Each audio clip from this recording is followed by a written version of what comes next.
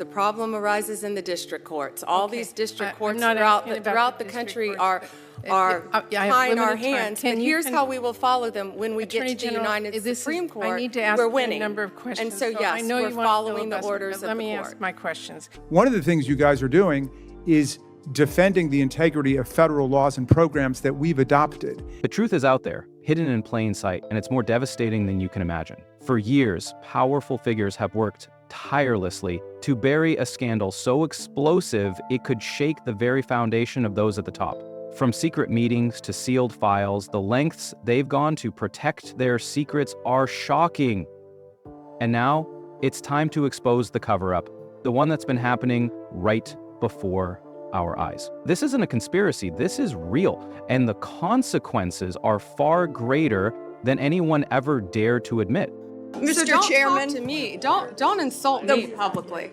All of you are also modeling what it means to be an attorney general, because we've got an attorney general of the United States who literally thinks her job is to be the president's lawyer and to do whatever the president wants her to do. There are moments in history when events unfold in such a way that they demand immediate attention, compelling us to reconsider how we define urgency, leadership, and responsibility. One of those moments occurred on January 6, 2021. On that day, the nation witnessed a shocking attack on the U.S. Capitol, where thousands of rioters, incited by former President Donald Trump, stormed the halls of Congress. Their goal was clear: to disrupt the certification of the 2020 presidential election results, a fundamental process in the U.S. democracy. The scenes were harrowing. Rioters clashed with law enforcement, overpowering police officers who were desperately trying to maintain order. Windows were shattered, offices ransacked, and lawmakers were forced to evacuate. Some of the rioters even went as far as threatening the Vice President, Mike Pence, whose role that day was ceremonial, yet vital to the democratic process. In a chaotic, tense atmosphere, the rioters seemed intent on creating disorder, some even urging violence against those they saw as obstacles to their cause. As the chaos unfolded in the heart of the US government, the response from then-President Trump was a subject of intense scrutiny. Despite the escalating violence and the breach of the Capitol, there was a noticeable lack of leadership from the president. No calls for calm, no orders to deploy the National Guard, no steps to secure the safety of those under attack. Instead, there was silence, a silence that sent a powerful message to both the rioters and the American people. The leadership that was expected during this time of crisis was absent, leaving those affected by the events to navigate the consequences without the guidance of the nation's highest office. In the days that followed, the shockwaves of January 6th reverberated across the country. Many Americans found themselves grappling with questions about the state of their democracy, the responsibility of elected officials, and the kind of leadership the nation needs in times of emergency. Yet Trump's response was a curious one. Instead of taking ownership of the events or acknowledging the severity of the situation, he downplayed the incident, turning his focus to a different narrative entirely. Fast forward to the present day, and Trump has continued to use Washington, D.C. as a focal point for his political messaging. However, the framing has shifted. Trump now calls D.C. a crime-ridden wasteland, a place that, in his view, is unsafe and out of control. This characterization is not only misleading, but factually incorrect. According to data, crime rates in the nation's capital have been steadily declining for the past 3 decades. In fact, 2021 marked some of the lowest crime levels the city had seen in years, especially in key categories such as violent crime and property theft. Yet, despite the evidence showing a steady decline in crime, Trump has continued to perpetuate a narrative that casts D.C. as a place of danger and lawlessness. What could be the motivation behind this rhetoric? Is it a genuine concern for public safety? Or is it something more strategic? In many ways, this shift in focus appears to be a deliberate distraction. While the world's attention was fixated on the aftermath of the Capitol attack, Trump was busy redirecting the narrative, pointing to crime as a way of deflecting from his own role in the events of January 6th. This rhetoric, while jarring, serves as a smokescreen, clouding the real issues at play. It's a tactic that many political analysts have recognized as an attempt to shift attention away from the very real crisis that Trump's actions created and onto a more nebulous issue that he can manipulate to his advantage. At the heart of the issue lies a deep contradiction. On one hand, Trump's supporters have rallied around him by echoing his claims about the state of Washington, D.C., portraying it as a city in chaos. On the other hand, crime statistics and the lived experiences of residents in D.C. tell a very different story. The data doesn't lie, crime is down, public safety is improving, and the city is steadily moving forward. But rather than acknowledge this reality, Trump has doubled down on his claims, using the narrative of a crime-ridden city to rally his base and maintain a sense of urgency and distrust in the political establishment. This strategy, though seemingly effective in the short term, raises troubling questions about the integrity of the political discourse in the United States. When the focus shifts to fabricated crises, whether it's the crime wave that never materialized or the exaggerated threats to public safety, what happens to the genuine issues that the country faces? What happens to the real threats to democracy, justice, and freedom? It's easy to become distracted by the noise.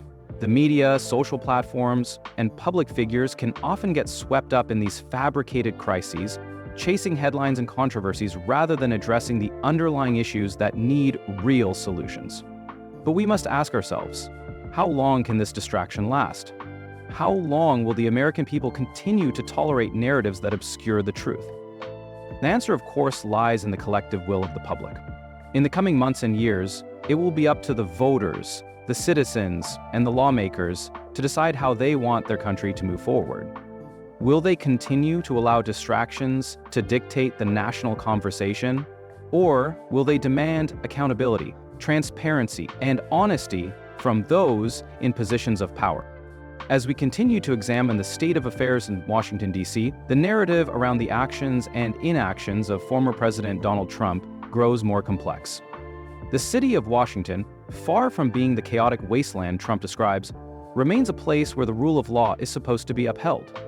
However, we have seen a disturbing pattern in the actions of those in positions of power, which threatens the very foundation of that rule of law. One area where this threat is most evident is the handling of federal laws and programs. State attorneys general play a crucial role in defending the integrity of these laws. And over the past few years, we have witnessed several high-profile cases where they have had to step in to challenge actions from the executive branch that sought to bypass or distort the will of Congress. One such case involved the National Institutes of Health, NIH, which provides critical funding for medical research and clinical trials across the country. The Trump administration, in a move that many saw as politically motivated, attempted to cut this funding without proper justification or consideration for the public health impact. In response, a coalition of state attorneys general from across the country rallied together to challenge these cuts. They recognized that the stakes were far too high for political gamesmanship to interfere with life-saving medical research. The battle to protect funding for NIH wasn't about political affiliation. It was about defending the health and well-being of all Americans, regardless of whether they lived in red or blue states. It was about ensuring that the government upheld its responsibility to provide the resources necessary to advance medical research that could ultimately save lives. This is where the role of the Attorney General becomes critical. These legal battles were not about advancing a political agenda, but about standing up for the law, for the Constitution, and for the people. The attorneys general involved in these cases didn't look at whether the beneficiaries of the NIH funding were Republicans or Democrats. They were focused on ensuring that vital public health programs remained intact. The example of the NIH case serves as a stark contrast to the behavior of other officials, particularly Trump's own Justice Department. Trump's actions and rhetoric have increasingly shown a willingness to bend or break the rules for personal and political gain. The role of the Attorney General, which is meant to serve the American people, has been distorted under the Trump administration. The United States Attorney General, in particular, has become more like the president's personal lawyer than the nation's top law enforcement officer. This is a shift that many legal experts have found deeply troubling, as it undermines the independence and integrity of the office. The Attorney General's job should not be to act as a political agent for the president, but to ensure that justice is served impartially, regardless of political considerations. This situation becomes even more concerning when we consider how the president has used his power to undermine the very laws and institutions that are meant to protect the American people. One of the most troubling examples of this behavior comes from the handling of the Epstein case. Jeffrey Epstein, a convicted sex offender, with connections to some of the most powerful figures in the world, was at the center of a massive scandal. His crimes were heinous, and yet, despite the evidence against him, there were efforts to cover up his ties to powerful individuals, including Trump himself. During his campaign, Trump repeatedly promised that he would make the Epstein files public, pledging transparency and a full accounting of the extent of Epstein's criminal activities. His FBI director echoed that sentiment, saying that every page of the files should be released. The Attorney General at the time even went on television holding the files and assuring the public that transparency was the priority. Yet when it came time to act, the promises evaporated.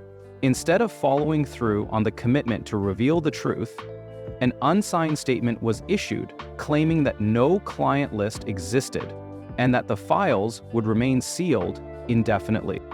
The reversal was swift and striking. The very same Justice Department that had promised transparency under Trump's leadership now stood in stark contrast to those earlier assurances. The public was left to wonder, why was the client list sealed? What was so dangerous about the information contained in those files? The silence that followed was deafening, and many began to question whether the government was actively working to protect powerful individuals connected to Epstein's crimes. The Epstein cover-up did not stop with the sealing of the files. In fact, it became even more concerning when it was revealed that Ghislaine Maxwell, Epstein's close associate and accomplice, had been transferred to a minimum security facility in Texas. This was highly unusual, as sex offenders are typically housed in more secure institutions. The timing of the transfer was particularly suspicious, coming shortly after Maxwell had met privately with Deputy Attorney General Todd Blanche, a former defense lawyer for Trump. Within 48 hours of their meeting, Maxwell's conditions were dramatically changed. She was moved from a high-security prison to a facility that many have referred to as a country club due to its lax security and comfortable accommodations. This sudden shift raised questions about the influence Trump and his allies might have had over the decision. Was this a genuine concern for Maxwell's well-being, or was it part of a larger scheme to secure her cooperation in reshaping the narrative around Epstein's crimes? The response from members of Congress was swift. Representatives like Jamie Raskin and others on the House Judiciary Committee immediately demanded an explanation for Maxwell's transfer.